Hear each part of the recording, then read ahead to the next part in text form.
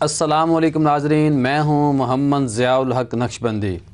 Programme اسلام اور میری زندگی کے ساتھ حاضر خدمت ہوں۔ ناظرین، آج ہمارا موضوع ہے اسلام میں معذوروں کے حقوق، یعنی کہ جو لوگ معذور ہیں کسی وجہ سے بھی، پیدائشی طور پر یا کسی بھی بیماری کی وجہ سے، ایکسیڈنٹ کی وجہ سے، ہم نے ان کے حوالے سے آج بات کرنی ہے۔ ہمیں زیادہ ان سے اچھا سلوک کرنا ہے عام لوگوں کی نسبت۔ ان تمام باتوں کے لیے ہم نے اپنے پینل کو آج دعوت دی ہے۔ میں سب سے پہلے اپنے پینل کا تعارف کراتا چلوں۔ ہماری بڑی خوش بختی ہے، ہمارے ساتھ موجود ہیں حضرت علامہ ڈاکٹر محمد حسین اکبر صاحب۔ آپ پرنسپل ہیں جامعہ منہاج الحسین۔ السلام علیکم جی۔ وعلیکم السلام ورحمۃ اللہ وبرکاتہ۔ ہمارے دوسرے مہمان ہیں حضرت علامہ مفتی محمد ابو بکر اعوان ایڈوکیٹ صاحب۔ آپ ممبر ہیں ایگزیکٹو بورڈ تنظیم اتحاد امت۔ السلام علیکم جی۔ وعلیکم السلام ورحمۃ اللہ۔ ہمارے تیسرے مہمان ہیں حضرت علامہ سید ضیاء اللہ بخاری صاحب۔ آپ متحدہ جمعیت اہل حدیث کے ہیڈ ہیں۔ السلام علیکم جی۔ وعلیکم السلام ورحمۃ اللہ وبرکاتہ۔ ہمارے جو چوتھے مہمان ہیں ان کا نام ہے حضرت علامہ مفتی سید فہیم الحسن تھانوی۔ آپ کا جامعہ اشرفیہ لاہور سے تعلق ہے۔ السلام علیکم جی۔ وعلیکم السلام ورحمۃ اللہ۔ علامہ صاحب، آج ہم نے بات کرنی ہے معذوروں کے حقوق۔ اس حوالے سے آپ ہمیں بتائیں کہ قرآن و سنت ہماری اس حوالے سے کیا رہنمائی فرماتا ہے؟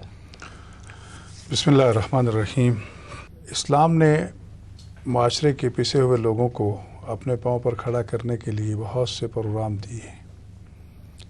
اسلام کسی بھی فرد کو معاشرے میں اس حالت میں نہیں دیکھنا چاہتا کہ وہ مخلوق الحال رہے۔ اس کی بدن کی کیسی ہی کیفیت کیوں نہ ہو، اس کے جذبوں کو، اس کے حوصلوں کو وہ بلند کرنا چاہتا ہے اور اس سے کوئی نہ کوئی کام ضرور لے کے اسے معاشرے کا ایک کارآمد فرد بنانا چاہتا ہے۔ اس کے باوجود کچھ لوگ ایسے ہیں کہ جو اپنی جسمانی نقائص کی وجہ سے اس قابل نہیں ہو پاتے، تو ان کو ناکارہ سمجھ کے پھینک نہیں دیا گیا، بلکہ ان کے حقوق متعین کیے گئے۔ اور فقراء اور مساکین کی اصطلاح بڑی وسیع اصطلاح ہے۔ فقیر اسے کہا جاتا ہے کہ جو کچھ کرنے کے قابل ہے لیکن نان و نفقہ پورا نہیں کر پاتا۔ مسکین اسے کہتے ہیں جو کچھ بھی نہیں کر سکتا، وہ دوسروں کے رحم و کرم پر ہے۔ تو دونوں کو زکوٰۃ کے مصارف میں سب سے پہلے رکھا گیا کہ پہلے ان کی خبر گیری کی جائے، اس کے بعد باقی جتنے بھی مصارف ہیں اس کو بعد میں ذکر کیا گیا۔ تو یہ آیت مجیدہ میں ان کو ترجیح دینا یہ خود اس بات کی علامت ہے کہ معاشرہ میں ان کو بہت بڑا مقام دیا گیا ہے۔ لیکن ہمیں ضرورت ہے کہ ایسے افراد کو مایوسی سے نکالیں، ایسے افراد کو احساس کمتری سے نکالیں، ان کو تعلیم و تعلم کے زیور سے آراستہ کر کے انہیں بھی اس معاشرے کا کارآمد فرد بنائیں۔ اور آج بھی ہماری سوسائٹی میں ایسے سینکڑوں افراد موجود ہیں کہ جو واقعاً جسمانی طور پر تو معذور ہیں لیکن فکری طور پر اتنے پختہ ہیں کہ مختلف یونیورسٹیوں کے مختلف شعبوں کے وہ انچارج ہیں، مختلف تحقیقات کے ریسرچ سینٹروں کے وہ سربراہ ہیں، اور مختلف فنی اعتبار سے ان کی ایجادات جو ہیں وہ اتنی اہم ہیں کہ دنیا برتا حیرت میں گم ہے کہ ان لوگوں نے اس کمزوری کے باوجود اتنا کام کر دکھایا۔ تو لہٰذا اصل جو ہے وہ جسم بے شک اپنی جگہ پر، لیکن انسان کو تکلیف دی گئی ہے، شرعی تکلیف، وہ عقل و شعور کی بنیاد پر دی گئی ہے۔ تو لہٰذا عقل و شعور جس کے پاس موجود ہے وہ معاشرے میں بے شک جسمانی طور پر معذور صحیح، لیکن وہ معاشرے کا کارآمد فرد بن سکتا ہے۔ ہمیں اس کو آگے لانا چاہیے۔ جی مفتی صاحب، شریعت کیا فرماتی ہے اس حوالے سے؟ معذوروں کے حقوق کے حوالہ سے شریعت نے سب سے پہلے ہمیں حدیث کی ایک بنیاد فراہم کی ہے۔ آقا کریم صلی اللہ تعالی علیہ وسلم کا ارشاد گرامی ہے، الخلق عیال اللہ، کہ مخلوق اللہ تعالیٰ کی فیملی ہے اور یہ جو معذور ہیں یہ اس کا ایک حصہ ہے۔ مخلوق کے ساتھ پیار کرنا دین اسلام کے ہر لمحہ فکر میں بتایا گیا ہے، ایک ایک ضابطے میں بتایا گیا ہے مخلوق کے ساتھ پیار کرنا۔ اور یہ معذور جو ہیں یہ بھی مخلوق کا ایک حصہ ہے، اسی سوسائٹی کا ایک انٹیگرل پارٹ ہیں کہ جن کو کچھ نقائص کی وجہ سے معذور کہا جاتا ہے، ڈس ایبل کہا جاتا ہے، پیرالائز کہا جاتا ہے۔ اگر ہم حضرت علامہ اقبال کی فکر کو لیں تو وہ تمام باتوں کو بڑے خوبصورت انداز میں بیان فرماتے ہیں. آپ فرماتے ہیں کہ خدا کے بندے تو ہیں ہزاروں، بنوں میں پھرتے ہیں مارے مارے، میں اس کا بندہ بنوں گا جس کو خدا کے بندوں سے پیار ہوگا. یعنی اقبال فرماتے ہیں کہ میں تو اس کا بندہ بنوں گا، میں تو اس کو صحیح معنوں میں تسلیم کروں گا جو اللہ کی مخلوق کے ساتھ پیار کرے گا. تو ضیاء بھائی اس میں معذور جو ہیں یہ چونکہ ایک پسا ہوا طبقہ ہوتا ہے. آقا کریم صلی اللہ تعالی علیہ وسلم کی زندگی میں بہت ساری مثالیں ایسی ہمیں ملتی ہیں کہ آپ صلی اللہ تعالی علیہ وسلم نے ان سے پیار کیا ہے، ان سے ہمدردی کا درس دیا ہے، اور امت کے لیے بھی آج وہی چیز کامل ہے، وہی چیز کامیاب ہے جو اس کو اپنے آقا کریم صلی اللہ تعالی علیہ وسلم سے ملی ہے. ماشاءاللہ ماشاءاللہ. معذوری کی تعریف کیا ہے اور معذوروں کے ساتھ حسن سلوک کس طرح کرنا چاہیے؟ نقشبندی صاحب یقیناً بڑا اہم موضوع ہے، اور معذوروں کے حوالے سے اگر کتاب و سنت کی تعلیمات کو دیکھا جائے تو بڑی واضح کلیئر وہاں پر اللہ اور رسول ہمیں تعلیمات سے مستفید ہونے کا موقع فراہم کیا ہے. خود قرآن مجید میں اللہ تعالیٰ ارشاد فرماتے ہیں لیسا علی الاعمی حرج ولا علی الاعرج حرج، سورہ نور میں، سورہ الفتح میں، کہ نبینوں کے بارے میں نام لے کر، اور جو لنگڑے ہیں، لولے ہیں جن کو ہم کہتے ہیں، ان کا نام لے کر اللہ تعالیٰ ان کی بات کر رہا ہے کہ ان کے اوپر حرج نہیں ہے. جو چیزیں دوسروں کے اوپر ہم نے ذمہ داریاں لگائی ہوئی ہیں ان کو ہم نے معذور سمجھ کر معاف کر رکھا، یعنی خاص طور پہ ان کا ذکر کیا. اور اسی طرح حضرت سعد بن ابی وقاص رضی اللہ تعالیٰ نے کسی معذور کو دیکھ کر کوئی بات کہہ دی، رسول اللہ صلی اللہ علیہ وسلم نے سن لی تو آپ نے کیا فرمایا؟ آپ فرماتے ہیں انما تنصرون وترزقون بضعفائکم. اور سعد آئندہ خیال رکھنا، اس امت کو جو اللہ نے رزق دیا ہے اور اس کی جو مدد کی ہے وہ ان معذوروں کی برکت سے دی ہے. حضرت امام ابن بطار رحمۃ اللہ علیہ فرماتے ہیں نبی پاک صلی اللہ علیہ وسلم نے اس حدیث پاک میں جو ارشاد فرمایا ہے اس میں یہ واضح کیا ہے کہ جو معذور ہوتے ہیں ان کو معاشرے کے لیے بوجھ نہ سمجھو. ان کی جو دعائیں ہوتی ہیں اشد اخلاصا فی الدعاء، یہ اپنی دعا اور اپنی عبادت میں زیادہ مخلص ہوتے ہیں. اصل میں اسلام کے اندر کسی عضو کا کم ہونا یہ عیب نہیں ہے، اخلاق کا کم ہونا عیب ہے. انسان اخلاق فَإِنَّا لَا تَعْمَى الْأَبْصَارُ وَلَكِنْ تَعْمَى الْقُلُوبُ الَّتِي فِي الصُّدُورِ، جو اندر سے اندھا ہے نا، جس کا دل اندھا ہے، اصل وہ ہے معذور، اصل وہ ہے عیب والا، جس کی ادھر سے آنکھیں اللہ تعالیٰ نے بطور آزمائش چھینی. جیسے نبی پاک نے فرمایا، اللہ تعالیٰ خود فرماتے ہیں کہ جب میں اپنے بندے کی آزمائش کرتا ہوں بِحَبِيبَتَيْ فَصَبَرَ عَوَّضْتُهُ مِنْهُمَ الْجَنَّةَ، اور وہ صبر کرتا جب میں نبینہ بناتا ہوں تو میں اس کو جنت عطا فرما دیتا ہوں. تو اسلام میں عیب نبینہ ہونا نہیں ہے، دل کا اندھا ہونا یہ عیب ہے. ماشاءاللہ. ناظرین، آپ نے علماء کرام کی باتوں کو سنا، بہت اہم موضوع ہے اور باتیں ہو رہی ہیں معذوروں کی. بڑی اچھی انہوں نے بات کی ہے کہ معذور ہونا یہ نہیں ہے کہ اس کا اعضاء سے معذور ہو، معذور اخلاق کا نہیں ہونا چاہیے. ملتے ہیں بریک کے بعد.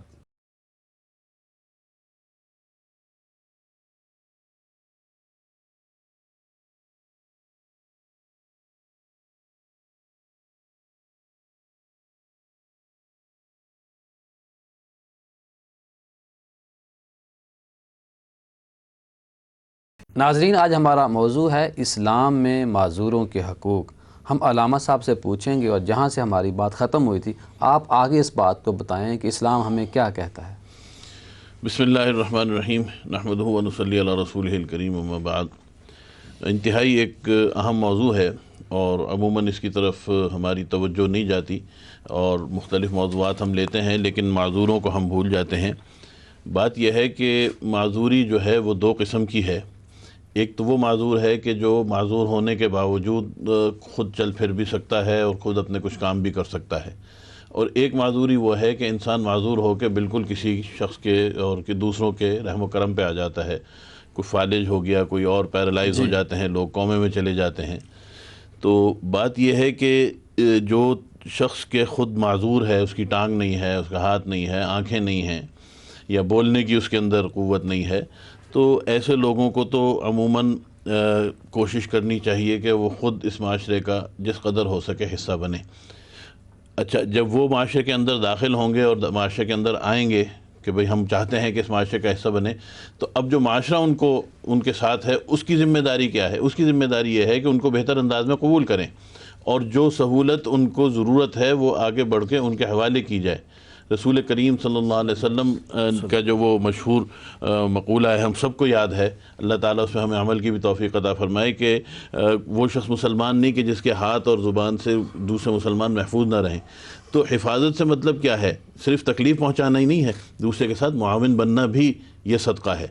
جہاں رسول کریم صلی اللہ علیہ وسلم نے فرمایا کہ مسکراہٹ صدقہ ہے اور چیز، تو یہ بھی صدقے کا ایک بہترین طریقہ ہے۔ صرف صدقہ یہ نہیں کہ آپ معذور کو ہاتھ پکڑ کے اس کی صرف سڑک پار کرا دیں، سب سے بڑا صدقہ یہ ہے کہ جب وہ معاشرے کا حصہ بننے لگتے ہیں تو ہم نے یہ دیکھا ہے کہ ہم انہیں روکتے ہیں، ہم ان کے ساتھ اس قسم کے جملے بولتے ہیں، دفتر میں بیٹھے ہیں تو ان کے ساتھ جملے بول دیے ہنسی مذاق میں کہ وہ بیچارے ان کے دل کو تکلیف پہنچے، تو ان کی دل جوئی ہونی چاہیے، ان کے ساتھ تعاون ہونا چاہیے، اور پھر وہ معذور کے جو بالکل آپ کے ہاتھ پیر کے اوپر آ گئے ہیں، عموماً والدین جو ہیں وہ جا کے اپنی آخری عمر میں وہ اس جگہ پر آتے ہیں، تو والدین کے تو معاملہ بالکل ایک مختلف ہے۔ لیکن اگر آپ کا کوئی عزیز آپ کے ذمہ آ گیا تو اس کا یہ مطلب نہیں کہ آپ اس ذمہ داری سے بھاگیں۔ اس میں جو برکت اللہ تعالیٰ نے رکھی ہے، بہت سے گھروں میں ایسا یہ دیکھا ہے کہ کوئی بچہ اگر معذور ہے تو اس بچے کے پیدا ہونے کے بعد گھر کے حالات بدل گئے، اور اگر کسی وجہ سے اس بچے کا انتقال ہو گیا کچھ عرصے کے بعد تو انہیں اندازہ ہوا کہ وہ کیا رحمت نکل گئی۔ تو بات یہ ہے کہ معاشرے کو ان کو قبول کرنا چاہیے اور بہترین اس کا جو ہے ان کے ساتھ تعاون اور عمل کرنا چاہیے۔ صحیح۔ راما صاحب یہ بتائیں کہ جو معذوروں کو مراد دی جاتی ہیں اس کی کیا شرعی حیثیت ہے؟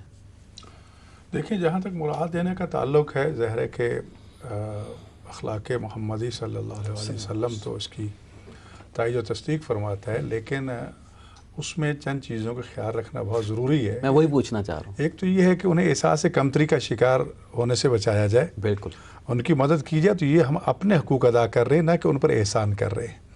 تو لہٰذا اگر ان کو یہ باور کرا دیا جائے کہ ہم آپ پر احسان کر رہے ہیں اور آپ ہمارے زیر نگر ہیں، تو ظاہر ہے ان کے یہاں احساس کمزوری پیدا ہوگا، اور اسلام اس کی اجازت نہیں دیتا۔ تو ایک تو یہ ہے کہ سختی سے منع کیا گیا کہ احسان کرنے کے بعد جتلانا جو ہے وہ جائز نہیں ہے، چاہے جائے کہ آپ معذوروں کو جتلا کے ان کی دل آزاری کریں۔ دوسری بات یہ ہے کہ ان معذوروں کو، جیسا کہ پہلے میں نے عرض کیا ہے کہ ہماری ذمہ داری ہے، رسول اکرم صلی اللہ علیہ وآلہ وسلم نے حضرت ابی ذر غفاری کو رضی اللہ تعالیٰ عنہ کو جو فرمایا نا کہ انظر ما تحتک، اپنے ما تحت کو دیکھو، ما فوق کو نہ دیکھو۔ ما فوق کو دیکھو گے تو احساس ناشکری پیدا ہوگا، ما تحت کو دیکھو گے تو شکر گزاری کا جذبہ بیدار ہوگا۔ تو جب ہم ان لوگوں کو دیکھیں گے اور ان کی مدد کریں گے تو دل میں ایک جذبہ شکر پیدا ہوگا کہ مالک تو نے ہمیں ٹانگیں تو دی ہیں، ہم تو چل پھر رہے ہیں، ہمارے پاس ہاتھ موجود ہیں، یہ تو بالکل زمین گیر ہیں، چل بھی نہیں سکتے یا کچھ کرنے کے قابل نہیں ہے۔ تو خدا نے ہمیں یہ نعمت عطا فرمائی، اور خدا کا یہ کلیہ قاعدہ جو قرآن کریم میں ارشاد فرمایا، لئن شکرتم لازیدنکم، اگر میری نعمتوں پر میرا شکر بجا لاؤ گے تو یقیناً میں تمہیں اور زیادہ نعمت عطا کروں گا۔ شکرانہ نعمت کی ادائیگی یہ ہے کہ آپ کو اللہ نے جو نعمتیں عطا فرمائی ہیں ان کو مخلوق خدا کی خدمت میں خرچ کیجئے، ان کی خدمت میں لائیے، یہ ہے شکرانہ نعمت۔ تو اگر خدا نے مجھے ہاتھ دیے ہیں تو جن کے ہاتھ نہیں ہیں میں ان کا ہاتھ بنوں، خدا نے مجھے پاؤں دیے تو جو راہ گیر ہے میں ان کا پاؤں بن کے ان کے ساتھ چلوں۔ اور سب سے بڑی بات یہ ہے کہ ایسے افراد کے اندر خود اعتمادی کا جذبہ بیدار کرنا، میں سمجھتا ہوں سب سے بڑی اہم ضرورت ہے، تاکہ احساس سے کمتری سے وہ نکل سکے، اور انہیں کاروبار کی طرف، مختلف شعبوں کی طرف، مختلف ہنر فن کی طرف متوجہ کرنا چاہیے، تاکہ وہ اپنے پاؤں پر کھڑا ہو سکے اور اپنے اندر خود اعتمادی پیدا کرے۔ تو لہٰذا یہ بھی تعلیم و تربیت کے حوالے سے بات آ جاتی ہے، اور تعلیم و تربیت میں فنی تعلیم بہت زیادہ اہمیت رکھتی ہے، جس سے ہم بہت پیچھے جا چکے ہیں۔ آج اگر ہم اپنے معاشرے کو بے روزگاری سے بھی نکالنا چاہتے ہیں تو اس پہ فنی تعلیم پہ ہمیں بہت زیادہ توجہ دینے کی ضرورت ہے۔ اور اسلام جو ہے وہ تو القاسب حبیب اللہ کہہ رہا ہے، تو جب ہاتھ سے کام کرنے والا اللہ کا دوست بن جاتا ہے تو یقیناً یہ تو اور زیادہ دوست بنیں گے کہ جو کسی پر بوجھ بننے کے بجائے دوسروں کا خود سہارا بنتے ہیں، تو اللہ تعالیٰ خود ان کا وکیل و کفیل ہوتا ہے جن کا کوئی بھی نہیں ہوتا۔ ماشاءاللہ۔ مفتی صاحب، کس سطح کے معذور کو زکوٰۃ دی جا سکتی ہے؟ اس حوالہ سے بنیادی طور پر اگر ہم امام غزالی علیہ رحمہ کی ایک بات کو لیں تو وہ بڑی خوبصورت بات ہے۔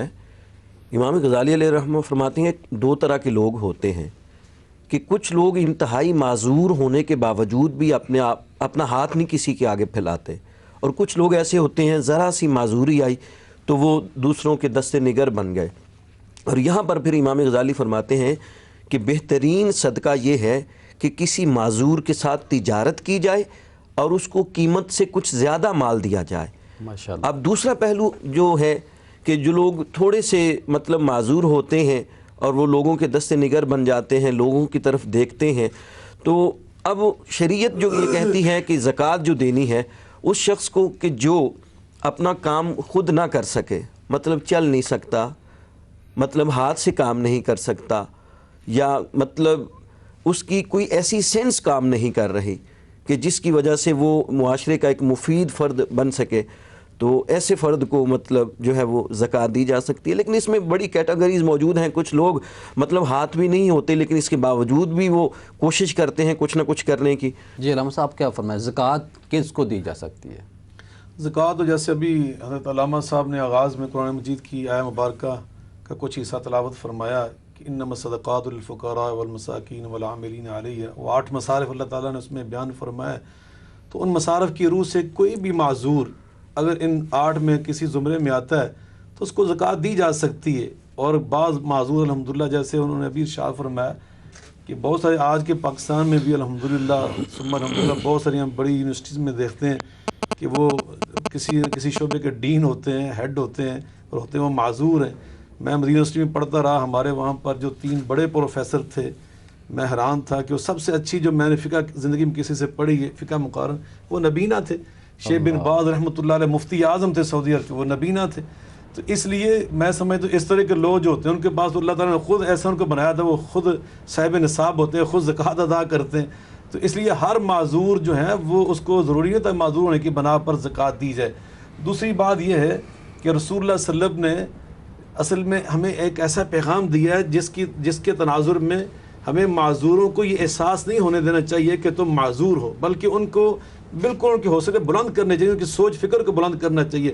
آپ نے ایک موقع پر جب آپ غزوہ میں تشریف لے جا رہے تھے تو مدینہ منورہ کی ریاست کا قائم مقام سربراہ جو بنایا تھا حضرت عبداللہ بن ام مکتوم کو بنایا تھا رضی اللہ تعالیٰ عنہ، جو نبینہ تھے، یعنی ایک نبینے کو آپ نے قائم مقام سربراہ مملکت بنا دیا۔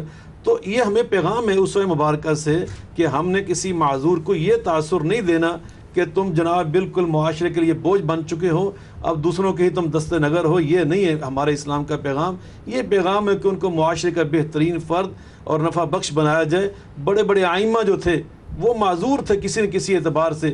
حضرت امام محمد بن سیرین ایک بڑا نام ہے ہمارے تاریخ اسلام کا، وہ معذور تھے۔ اسی طرح بے شمار ہمارے ائمہ اس طرح گزرے جو معذور تھے کسی نہ کسی اعتبار سے، لیکن کوئی محدث تھا، کوئی فقیہ تھا، کوئی بہت بڑا مجتہد تھا۔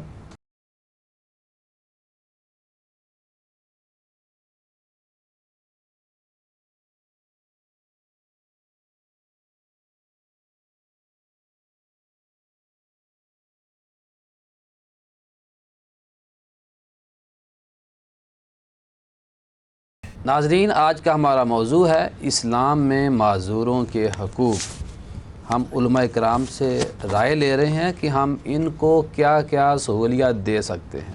علامہ صاحب یہ بتائیں کہ وہ کون کون سے معذور ہیں جن کو اللہ پاک نے یا شریعت نے مسجد میں نماز پڑھنے کی بھی چھوٹ دی ہوئی ہے؟ دیکھیے، نماز فرض ہے ہر مسلمان کے اوپر، لیکن ہر وہ مسلمان کے جو مسجد تک نہیں پہنچ پاتا کسی وجہ سے، اپنی معذوری کی وجہ سے، رکاوٹ کی وجہ سے، تو اس کو وہ پھر چھوٹ مل جاتی ہے کہ وہ گھر میں پڑھے۔ اور معذوری میں 2 چیزیں ہیں کہ ایک شخص ویل چیئر کے اوپر ہے، اب وہ بازار بھی جا رہا ہے، وہ ادھر بھی جا رہا ہے، وہ ادھر بھی جا رہا ہے، لیکن مسجد کے لیے وہ کہتا ہے کہ جی میں تو معذور ہوں، تو یہ معذوری نہیں ہے۔ اگر وہ اور جگہوں پہ اسی ویل چیئر پہ جا رہا ہے تو پھر اس کے اوپر نماز اسی طرح فرض ہے کہ جیسی ایک عام انسان کے اوپر فرض ہے۔ تو معذوری کی کیفیت دیکھی جائے گی کہ اس کے اوپر کتنی معذوری ہے اور کیسی معذوری ہے، کہ اگر وہ نہیں جا سکتا، یا یہ کہ اس کی ویل چیئر اگر کوئی شخص دھکا دے کے چلاتا ہے، وہ خود نہیں چلا پاتا اور جہاں جاتا ہے کسی کو ساتھ لے کے جاتا ہے، اب نماز کا وقت ہو گیا اور کوئی لے جانے والا گھر پہ نہیں ہے، تو وہ اس کے لیے معذوری ہے اور وہ مجبوری ہے۔ تو یہاں پہ تو چھوٹ ہے اس کے لیے۔ میرے ایک عزیز نے وہ انگلینڈ میں انہوں نے بتایا کہ میں ان کے ہاں جا کے ٹھہرا تو وہ تو کام پہ چلے جاتے تھے، تو میں نے دیکھا کہ میں گھر میں ہوتا تھا 7 دن، تو میں دیکھتا تھا کہ گھر کے سامنے ایک گاڑی آ کے رکتی تھی روزانہ ایک مخصوص وقت پہ، اور اندر سے وہ ایک خاتون اترتی تھیں اور جاتی تھیں اندر سے ویل چیئر پہ، خاتون کو لایا بٹھائے لے۔ تو کہتے میں نے ان سے پوچھا کہ یہ روز کا کیا معاملہ ہے؟ تو کہنے لگی کہ یہ خاتون اکیلی رہتی ہے یہاں، معذور ہے اور کوئی اس کا پوچھنے والا نہیں ہے۔ تو یہاں پہ یہ جو خاتون ہیں یہ محلے دار ہیں، انہوں نے کہا کہ میں بازار جاتی ہوں تو اس کی دلجوئی کے لیے اسے ساتھ لے جاتی ہوں، صرف اس لیے کہ بھئی معذور ہے، اس کی دلجوئی ہو جائے، وہ تنہائی۔ تو اصل چیز تو یہ ہے کہ ہمیں یہ خیال کرنا چاہیے کہ معذور کو پہلے تو اپنے آپ کو مفید شہری بنانے کی کوشش کرنی چاہیے، دوسروں کے اوپر اپنے آپ کا وزن نہیں ڈالنا چاہیے، اور دوسری طرف اس کے ساتھ معاشرے کو بھی بھرپور تعاون کرنا چاہیے۔ علامہ صاحب یہ بتائیں، بہت سے جو ہمارے معذور بھائی ہیں وہ کام کر سکتے ہیں، جس طرح آپ نے پہلے بھی فرمایا، ان کا عادی گداگر بن جانا؟ دیکھیں، گداگروں کی بہت سی قسمیں اس وقت موجود ہیں ہمارے سامنے۔ قرآن کریم نے کچھ ایسے مستحق افراد کی نشاندہی بھی کی ہے کہ جو اپنی غیرت نفس کی وجہ سے کسی کے سامنے ہاتھ نہیں پھیلائیں گے، بھوکے پیاسے رہیں گے لیکن اپنی عزت کا سودا نہیں کریں گے۔ ایسے فقراء اور مساکین کے بارے میں تو اللہ تعالیٰ نے یہ فرمایا کہ ان کے چہروں سے، ان کی سیما سے ان کو پہچانیے اور بن مانگے ان کو عطا کیجیے تاکہ ان کی عزت نفس مجروح نہ ہو سکے۔ اسلام نے مومن کی عزت نفس کو بہت زیادہ اہمیت دی ہے، یہاں تک کہہ دیا کہ اگر آپ اپنے کسی سکے بھائی کو، کسی عزیز رشتہ دار کو زکوٰۃ دینا چاہتے ہیں اور آپ زکوٰۃ کو زکوٰۃ کہہ کے دیں گے تو اس کی دل جوئی کی بجائے دل مجروح ہوگا، تو فرمایا اس کو بتانے کی ضرورت نہیں ہے، یہ معاملہ آپ کا خدا کے ساتھ ہے کہ آپ زکوٰۃ دے رہے ہیں یا کیا کر رہے ہیں۔ آپ زکوٰۃ کی نیت کر لیں اس کے کہ بھائی یہ تھوڑا سا ہدیہ قبول کر لیں، اس کے گھر دیکھتا ہے کہ اس کی عزت نفس مجروح نہ ہونے پائے۔ اور یہ جو کہا گیا کچھ کپڑے پھاڑنے والے فقیر ہیں، کچھ بیچارے دیکھتے رہ جاتے ہیں، تو قرآن نے یہ جو کہا کہ ایسے فقراء کو پہچانیے ان کے چہروں سے اور ان تک ان کے گھر چیزیں بن مانگے پہنچائیے تاکہ ان کی عزت نفس مجروح نہ ہونے پائے، اور پہنچانے کے لیے بھی ایسا انداز اپنایا جائے کہ انہیں یہ محسوس نہ ہو کہ شاید مجھے معذور غریب فقیر سمجھ کے۔ لیکن کچھ ایسے لوگ ہیں جو مجبور ہو جاتے ہیں ہاتھ پھیلانے پر، کیونکہ ہاتھ پھیلانا کوئی چھوٹی بات نہیں ہے۔ حضرت علی ابن ابی طالب علیہ السلام ارشاد فرماتے ہیں کہ سوال جو ہے مومن کا سوال کرنا ایسی ہے جیسے برف ہوتی ہے کہ جب برف دھوپ میں آئے تو پگھل جاتی ہے، تو مومن جب ہاتھ پھیلاتا ہے اس کی عزت نفس پگھل جاتی ہے۔ تو لیکن قرآن کریم نے جہاں سوال کرنے سے منع کیا ہے وہاں سائل کو واپس لوٹانے سے بھی منع کیا ہے۔ اما سائل فلا تنہر، سختی سے منع کر دیا گیا، خبردار سائل کو، وہ گھوڑے پہ ہی سوار ہو کر آئے، وہ مرسڈیز پہ سوار ہو کر آئے، سائل بن کے آیا ہے، تو فرمایا ذرا ایک لمحہ کے لیے سوچ لیجئے کہ آپ جہاں بیٹھے ہیں اس جگہ وہ بیٹھا ہو جہاں وہ کھڑا سوال بن کے کھڑا ہے، تم وہاں کھڑے ہو اور وہ سوال کر رہے ہو، تو تمہارے دل پہ کیا گزرے گی؟ تو لہٰذا یہ لمحات سوچ کے کہ خدا کبھی اپنے مخلوق میں سے تجھ جیسے انسانوں کو تیرے دروازے پہ بھیج کے تجھے عزت دیتا ہے، رزق اس کا اپنا ہوتا ہے، وہ تیرا نہیں ہوتا، صرف تجھے وسیلہ بناتا ہے۔ تو لہٰذا ایسے حالات میں ہمیں یہ بھی کرنا چاہیے۔ لیکن کچھ چیزیں جو اس وقت معاشرے کا ایک ناسور بن چکی ہیں، کچھ پیشہ ور افراد نے لوگوں کو ہیر کر رکھا ہے، ان کے ہاتھ پاؤں کاٹ دیتے ہیں، توڑ دیتے ہیں، ان کی ایسی شکلیں بنا دیتے ہیں کہ انسان جو ہے مجبور ہو جاتا ہے، ان کو کچھ دیکھ کے اس کا دل پسیج جاتا ہے اور ان کو سڑکوں پہ، چوراہوں پہ، چوکوں پہ، پلوں پہ چھوڑ کے چلے جاتے ہیں۔ کون ان کو چھوڑ کے جاتا ہے، کون لے کے جاتا ہے؟ یہ تو پھر بھی پاکستان ہے۔ مجھے یہ حیرانگی ہوتی ہے، ایک دفعہ اسلامی نظارتی کونسل میں یہی بل ہمارے سامنے آیا تو میں نے ان سے یہ کہا کہ غار ہرا پہ کون ان کو پہنچا کے آتا ہے؟ سارے پاکستانی بیٹھے ہوتے، جہاں عام جوان آدمی وہاں نہیں پہنچ پاتا، تو یہ اپاہج لولے لنگڑے پاکستانی وہاں پہنچے ہوتے، گویا کہ ایک مافیا کام کر رہا ہے۔ اس مافیا کے خلاف کام کرنا بھی اس سوسائٹی پاکستان کو بدنام کرنے۔ غار سور پہ ایک جوان آدمی نہیں چڑھ سکتا اور وہاں پر فقراء اور مساکین کی لائنیں لگی ہوتی ہیں اور اکثریت پاکستانیوں کی ہوتی ہیں، کون پہنچاتا ہے؟ تو اس قسم کے جو فقراء ہیں جو ایک مافیا کام کر رہے ہیں، اس مافیا کا احتساب بہت ضروری ہے، اور ایسے لوگوں کو حکومت کو چاہیے، قوانین بھی موجود ہیں، ان کو پکڑ کے تربیت دیں، ان کو ٹریننگ دیں، ان کو اپنے معاشرے کا ایک فعال فرد بنائیں تاکہ یہ سوسائٹی اس قسم کے پیشہ ور لوگوں کے شر سے محفوظ رہے، کیونکہ اس سے اور بھی بہت سی خرافات پیدا ہوتی ہیں۔ نوجوان لڑکیاں آتی ہیں، بے حیائی اور کیا نام ہے بدکاری کو فروغ ملتا ہے، تو یہ سارے ایسے عوامل ہیں جو سوسائٹی کی تباہی و بربادی کا باعث بنتے ہیں۔ حقیقت میں یہ لوگ فقیر اور معذور نہیں ہوتے، خود ساختہ ہوتے ہیں، لیکن یہ ایک مافیا کے تحت کام کر رہے ہوتے ہیں۔ اس مافیا کا کالا کام بہت ضروری ہے اور ان کو زکوٰۃ دینا جائز نہیں ہے۔ جی مفتی آپ کیا فرمائیں گے؟ اس حوالے سے، معذوروں کے حوالے سے جو میں بات عرض کروں گا نا جی، سب سے پہلے بات یہ ہے کہ حسن سلوک ہونا چاہیے ان کے ساتھ۔ اس حوالے سے ہمیں آقا کریم صلی اللہ تعالی علیہ وسلم کا ایک بڑا خوبصورت طرز عمل ملتا ہے۔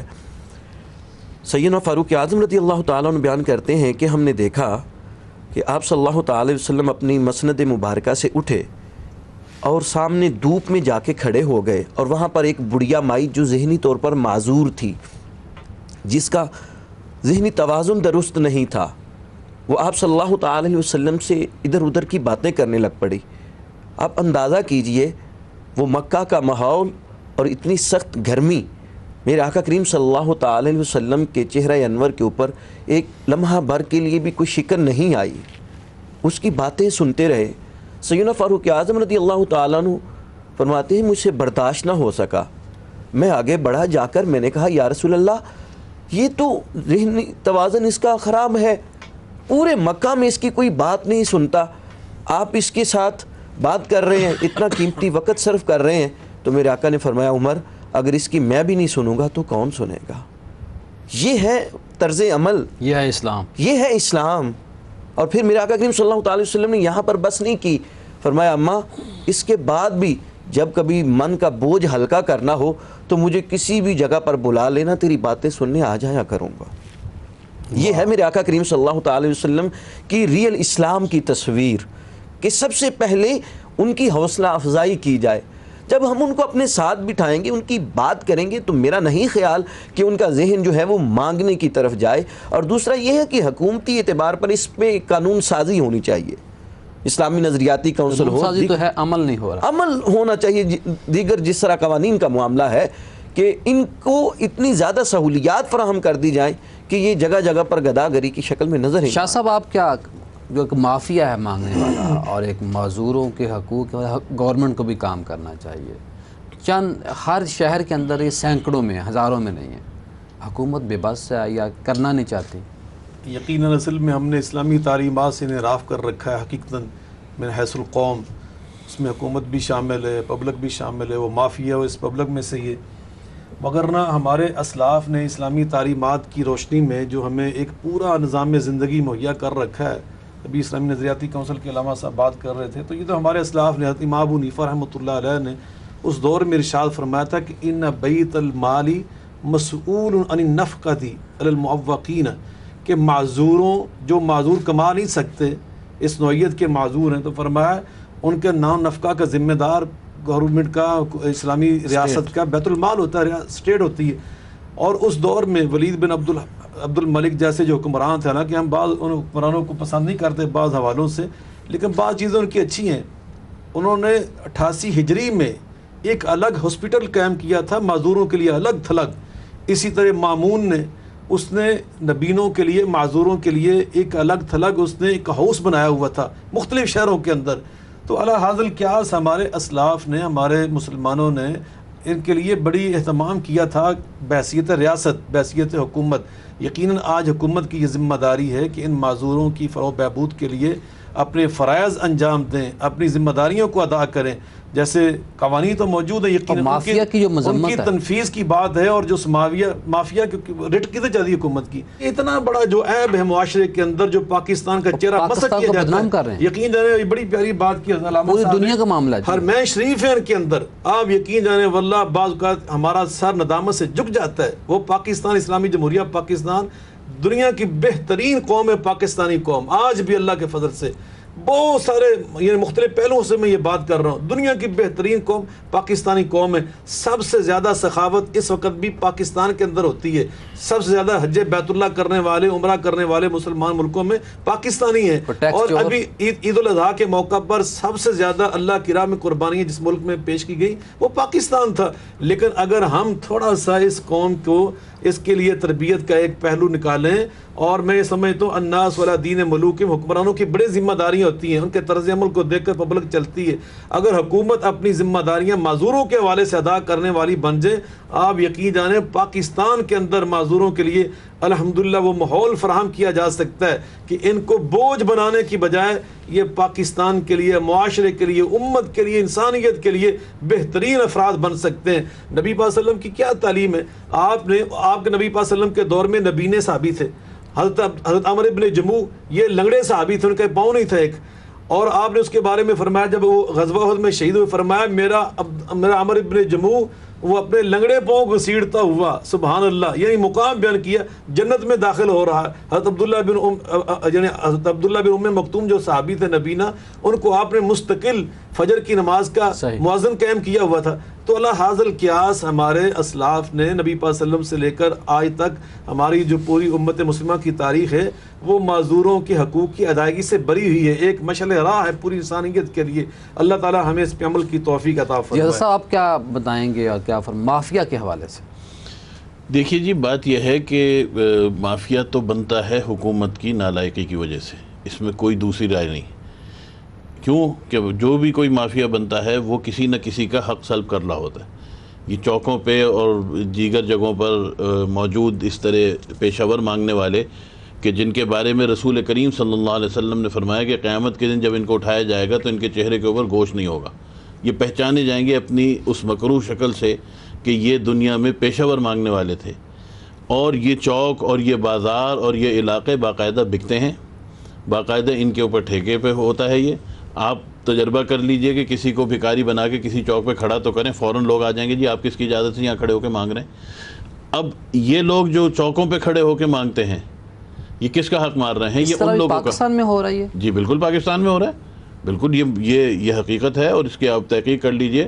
اور آپ کی میڈیا ہی کے کتنے میں نے اس کے پروگرام دیکھے ہیں کہ انہوں نے باقاعدہ اپنے ایک رپورٹر کو گداگر بنا کے ایک چوک پہ کھڑا کر دیا، تو کچھ لوگ آئے پکڑ کے ایک ساتھ لے گئے کہ جی آپ یہاں پہ کیسے کھڑے ہو گئے، یہ تو چوک ہم نے خریدا ہوا ہے۔ اتنے منظم ہیں، اتنے منظم ہے، بالکل اتنے منظم ہے۔ بلکہ میں ایک اور آپ کو جو میرے تجربے میں ایک بات آئی کہ ایک خاتون کا فون آیا کہ جی آپ سے کچھ مسئلہ میں چاہتی ہوں، میری بیٹی کی شادی ہوئی تھی اور اس کی شادی ہوئی بڑے اچھے گھرانے میں، ڈیفینس میں ان کی کوٹھیاں اور سب کچھ۔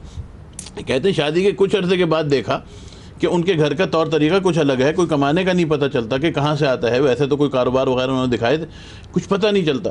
تحقیق کی تو دیکھا کہ انہوں نے یہاں ایک علاقے میں، یہ دھرم پورے کے علاقے میں انہوں نے ایک مکان لیا ہوا تھا، صبح سب کے سب اس مکان میں جاتے تھے، اپنے حلیے بدلتے تھے اور جا کے بھیک مانگتے تھے۔ کہتے ہیں اب اس کے اوپر جو اعتراض کیا کہ بھائی یہ کیا کرتے ہو، تو اس نے کہا کہ یہ جو کوٹھی دیکھ رہے ہو، جو پیسہ دیکھ رہے ہو، جو ہمارے پاس جو دولت ہے، یہ سب اسی کی کمائی ہے۔ تو میرا کہنے کا مقصد یہ ہے کہ اس یہ مافیا اگر پنپ رہا ہے تو حکومت کی نااہلی ہے، یہ ان لوگوں کا حقوق مار رہے ہیں کہ جو صحیح مستحق ہیں اور ان تک وہ چیز نہیں پہنچ۔ یہ آخر میں آپ کیا فرمائیں گے مافیا کے حوالے سے؟ دیکھیں اس وقت ضرورت حال ہے کہ ہماری سوسائٹی میں الحمدللہ کچھ ایسے ادارے موجود ہیں، کچھ ایسے افراد بھی موجود ہیں جو ان لوگوں کی کفالت کرتے ہیں، ان کی تربیت کے لیے ادارے قائم کر رکھے ہیں۔ ایسے کار خیر کرنے والے جو ادارے ہیں ہمیں ان کی پشت پناہی کرنی چاہیے، اور اس قسم کے جو خود ساختہ فقیر یا جن کو بنا کے مافیا والوں نے کھڑا کیا ہوا ہے، ان کو پکڑ کے ان کے حوالے کرنا چاہیے۔ جب ہم بھی سوسائٹی کا حصہ بن جائیں گے اور اس کے ناسور کے خلاف آواز اٹھائیں گے تو میں سمجھتا ہوں کہ ہم اس کو ختم کرنے میں کامیاب ہوں گے۔ الحمدللہ پاکستان میں بہت سے ایسے ادارے موجود ہیں جو ایسے لوگوں کے لیے کام کر رہے ہیں، تو اس کو اور بہتر کرنے کی ضرورت ہے، ان کے ساتھ ہمیں بھی دست تعاون بڑھانا چاہیے۔ ناظرین، علماء کرام کی باتوں کو آپ نے سنا، بہت اہم موضوع تھا اور بڑی اہم باتیں کی ہیں۔ ہم یہاں علماء کرام سے اجازت لیں گے اور پروگرام کے اینڈ پر ہم آپ کو پروگرام کا جو خلاصہ ہے، جو علماء کرام نے متفقہ طور پر اپیل کی ہے اس حوالے سے، وہ بھی آپ سے شیئر کریں گے۔ ملتے ہیں بریک کے بعد۔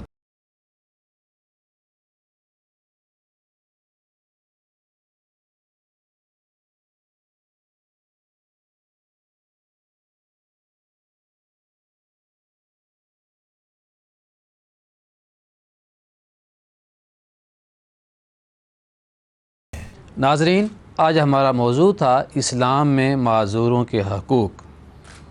علماء کرام نے متفقہ طور پر یہ آپ سے اپیل کی ہے کہ معذوروں کا خاص طور پر خیال رکھیں، ان کے جو جائز مطالبات ہیں، جو ان کے حقوق ہیں، آپ ان کے پورے کریں۔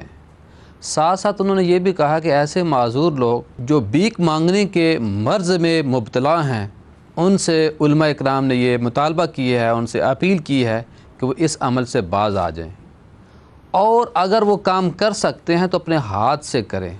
علماء کرام نے یہ بھی کہا ہے کہ جو لوگ کام کر سکتے ہیں، معذور لوگ، ان کو ان کے پاؤں پر کھڑا کریں، نہ کہ آپ ان کو عادی مجرم بنا دیں۔ یہ تھا علماء کرام کا کہنا۔